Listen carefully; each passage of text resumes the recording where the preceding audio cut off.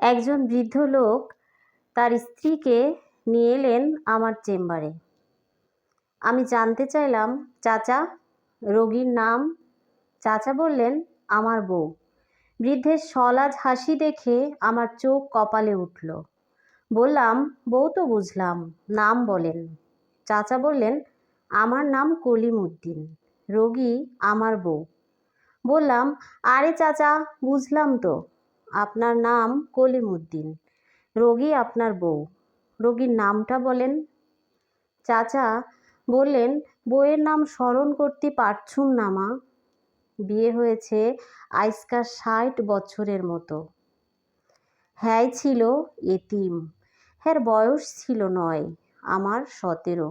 আমি তখন থেইকা ডাকি বউ, আর বাকিরা সব ডাকতো কলিমুদ্দিনের বউ। আমার ছাওয়ালরা ডাকতো আম্মা, হ্যাগো নাতিরা ডাকে দাদি। হ্যার নাম হ্যার নিজেরও স্মরণে নাই বলে হিহি করে হেসে দিলেন। আমুদের রোমান্টিক বুড়ো দেখি, ঢোক গিললাম একটা। কি মুশকিলে পড়ে গেলাম। প্রেসক্রিপশনে রোগীর নাম তো আর কলিমুদ্দিনের বউ, অমুকের আম্মা, তমুকের দাদি লেখা যায় না। আমি তাই ভাঙাচোরা হস্ত অক্ষরে গটগট করে লিখলাম রোগীর নাম মিসেস কলিমুদ্দিন। তারপর বৃদ্ধর কাছে জিজ্ঞাসা করলাম, চাচা, বয়স কত দিব? বৃদ্ধ বললেন, হের বয়স আর কত হইব, আমার তো এখনও 18 বছর মনে হয়, সাজলে মনে হয় লাইকা শাবনূর। এবার আমি হেসে ফেললাম। ঘোলাটে চশমার আড়াল হতে বৃদ্ধ যেভাবে প্রেমময় দৃষ্টিতে স্ত্রীর মুখপানে চেয়ে কথাটি বললেন, না হেসে পারা গেল না। বৃদ্ধাকে দেখলাম স্বামীর চোখে চোখ রেখে ইশারা করছেন। মৃদু শাসন বোধহয়, মুখে হাসি, সামনের সারির একটা দাঁত বোধহয় কোথাও ঘুরতে গেছে। পান খেয়ে লাল টুকটুকে ঠোঁট। জানতে চাইলাম, কি সমস্যা আপনার চাচি?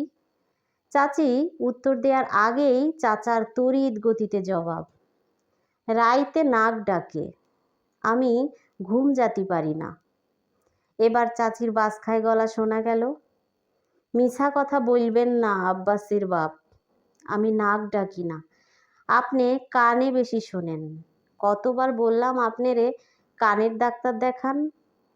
চাচা মিনমিন করে বললেন, আল্লাহর কিরা। চাচি বললেন, কিরাকাটি মিছা কথা বলবেন না, আমি নাক ডাকি না, নাক ডাকলে আমার কেন ঘুম ভাঙে না? প্রমাদ শুনলাম বৃদ্ধ দম্পতির ঝগড়া দেখে। বাইরে রোগীর শোলগোল বাড়ছে। এরই মাঝে আমার মুঠোফোনে একটা বার্তা এসেছে। মুঠোফোন হাতে নিলাম, বার্তাটা পাঠ না করেই রেখে দিলাম। তারপর প্রেসক্রিপশনে রেফার টু এন্ট্রি লেখার আগে শেষবারের মতো প্রশ্ন করলাম, আর কোনো সমস্যা আছে চাচি? চাচি সাথে সাথে চাচাকে বললেন, আপনি একটু বাইরে যান, আমি আপার লগে একটু কথা বলবো। চাচা বললেন, আমার সামনে বলো। চাচি বললেন, বাইরে যান না একটু। চাচা মুখ বেজার করে বের হয়ে গেলেন। আমি মনোযোগ দিয়ে চাচির বাদবাকি সমস্যা শুনলাম। শোনা শেষে বললাম, আপনার তো গাইনি ডাক্তার দেখাতে হবে। চাচাকে নিয়ে 210 নাম্বার রুমে চলে যান। বৃদ্ধা খুশি মনে প্রেসক্রিপশন হাতে বেরিয়ে গেলেন। আমি হাঁক ছাড়লাম পরবর্তী রোগী পাঠানোর জন্য। দেখতে দেখতে ঘড়ির কাঁটা একটা ছুঁই ছুঁই। খিদেটা জাগিয়ে উঠেছে। রোগী দেখায় ইস্তফা দিয়ে ক্যান্টিনে যাচ্ছি হালকা কিছু খেয়ে নিতে। হাসপাতালের সামনে একটা গোল চত্বর আছে। অ্যাপ্রনটা ব্যাগে ঢুকিয়ে হাঁটতে হাঁটতে চত্বরের কাছাকাছি এসে দেখি সেই বৃদ্ধা মহিলা বসে আছেন, হাপুস নয়নে কাঁদছেন। আমি কৌতূহলবশত কাছে গেলাম। বললাম, কি হয়েছে চাচি? চাচি বললেন, আপনার চাচাকে খুঁজে পাতিছি না।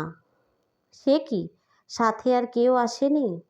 চাচি বললেন, ছাওয়ালরা তো আমার লগেই থাকে না, খোঁজও নেয় না। বললাম, মোবাইল আছে সাথে? আমার আবার মোবাইল? তাইলে তো সমস্যা। আমি সমবেদনা জানালাম।